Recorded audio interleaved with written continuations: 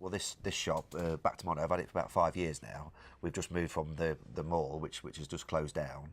So we've just been doing more sort of second-hand vinyl. But now we've moved here, we're going to decide to do a bit more of the newer sort of stuff now. On Guildhall Street, the same. We had a shop which next to Coffee Aroma, and you go up the stairs, and I was there for 18 years just doing. That was from about 1991 to about 2006, 2007.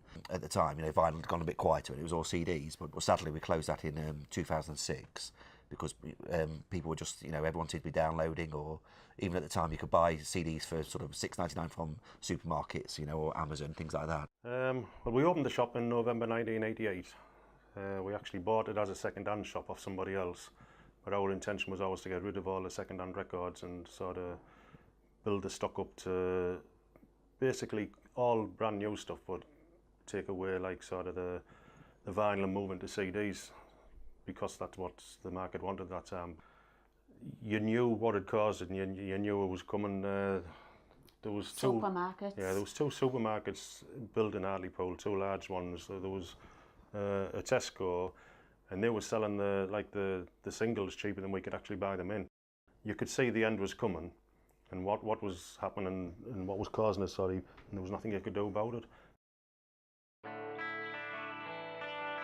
There was quite a few, wasn't there? I mean, Pink Floyd would sell all the time.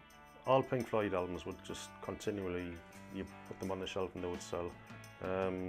Oasis definitely, maybe, that was a big seller. Constant, It was massive at the beginning, considering they were a new band. That was the first album, but it just sold and sold forever and a day. Even on 12-inch singles, Oasis and Stone Roses used to sell. You couldn't keep them on the shelves. Oasis and Stone Roses 12-inch singles, they just sold out all the time. Massive sellers. A lot of them were coloured, and you've brought one along, haven't you? And you used to get like purple and green and orange, and you don't get them anymore.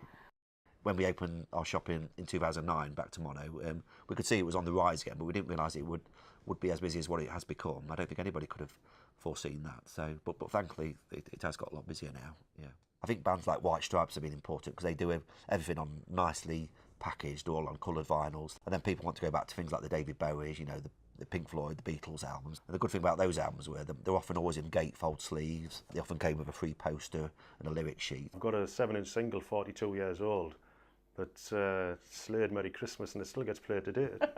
You'll be hearing it this year. The last sort of couple of years, vinyl's sort of exploded again. It's got a lot busier. So the idea now is to get back into doing a bit more of the new stuff. First started buying records about 3-4 years ago. Small shop in Sheffield, where I'm from.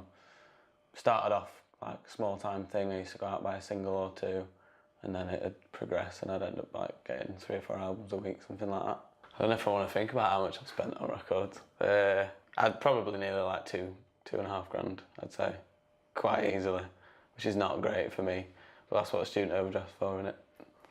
If I'm getting my records, it depends really. Sometimes I go to record fairs in Sheffield with quite a lot to pick through there, old stuff, new stuff. But if it's just like day-to-day sort of thing, like easy pickings, it's just like HMV or Amazon. And obviously there's the one here in Lincoln as well, the Back to Mono. When I used to live here, I used to go in there quite a lot as well. Yeah, well, I don't think HMV having new vinyl affects us. I think in some ways it helps us really, because it gets the product more out there, and that I think in some ways it probably quite helps, especially sometimes for the second hand. Something like a Fleetwood Mac Rumours, it's something like $29.99 for a new vinyl, and you can buy it used for sort of £7. And there's lots of bands like the Eagles which are relatively easy to find sort of second hand. So I think people they see that it's $16.99 there, and you can pick up all the Eagles albums for sort of £4, and it's quite nice to have the originals like that. So I don't think it affects us anymore. I think the days of competition have maybe gone a little bit now in the record industry. I think people more working together nowadays, So yeah, so no, I think anywhere that's got vinyl is probably a boost nowadays. Yeah. Digital, I mean, it's very convenient to have it on your phone or on your iPad and things like that. And the good thing about something like Spotify, you can go back to a band and it's not going to cost you a fortune to check out the back catalogue. So it has a lot of its advantages, to have music just at your fingertips and that. You can take your digital media anywhere you want to go, basically, and play it anywhere. I mean, on your phone, tablets, you can just take your card with you, basically, and plug it into whatever you want. You can't really take a record on the bus with you. I suppose Spotify is quite useful in that sense. I used to go home with my LP, and it sounds sad. you'd put the A-side on and you'd sit there with your cover and you'd read the lyrics on the back, or you'd read about the band in the little book that came with it. Then you hear the warmth, you know, you get a really nice, rich sound, you see. And vinyl is a better format, yeah, definitely. There is a lot of information, like music information stored on an LP, and if you've got the right equipment, it's an unbelievable sound. It's just the best all round really, and it's better because you get like the artwork to look at, whether it be small or 12-inch albums, whereas on your phone it's just yay big, so it's not quite as good. The first one I ever bought from a shop, Queen, a Night at the Opera, and I've still got it in pristine condition today. Now that means a lot to me, and as a kid I kept all my albums in good condition, and to be able to go back 40 years later and say, look, still got scratches on from playing it obviously, but the case, I had a plastic cover over it, I've kept it immaculate just because it is something that means something. A digital download, it might be good to listen to, but what have you got? It's nice to look through somebody's record collection, you know, you pull things out and play it while you're chatting. And it's not quite the same with just a download. It means that you have to listen to the album in its entirety, and that, you know, you have to get up and switch it over. Because something like Pink Floyd's Dark Side of the Moon or the Beatles' Sgt. Pepper, they were there to be listened to in their entirety. You know, the track order was done for a reason. You know, so I think people like to just sit down and it becomes more of an event, I think. When it comes to owning something, I think vinyl, you can't beat it. I mean, if you're asking sort of 40 years time, people your age, what was the first download they ever made? Do you think they'll remember it? My favourite album would be the Stone Roses' first album. Van Morrison, Astral Weeks. I can't remember the title of the album now, but it was by Melissa Etheridge. There's nothing really amazing about it. They're not great singers, not a great band together, but it's a quality album, that. I like all the singer-songwriters, you know, like Bob Dylan, I like Neil Young, Joni Mitchell. I used to play it every Saturday morning. It was just like music, nice music to listen to. I thought that when vinyl came back, it would be just like a fad, a fashion statement sort of thing. What with Urban Outfitters becoming a big sort of influence on like the younger generation, and they've started selling record players, I think it makes people want to pick it up, take one home, buy a couple of albums.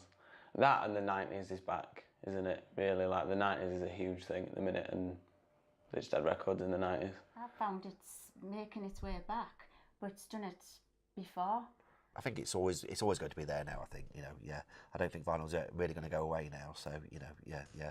I think all the formats, you know, like CDs, people don't have the same affection to a CD as they do a vinyl or a cassette or anything, and certainly not a download. So I think it'll always be there. Yeah, maybe not quite the boom that it's having at the moment. It may even itself out, but I think hopefully for the next 10, 15, 20 years it'll continue. I would stick with digital now, but I've still got all my old albums, 12-inch singles of me, and we still play them ourselves on our record player. But I wouldn't personally go out and buy vinyl again myself, but I can see the attraction for people who do.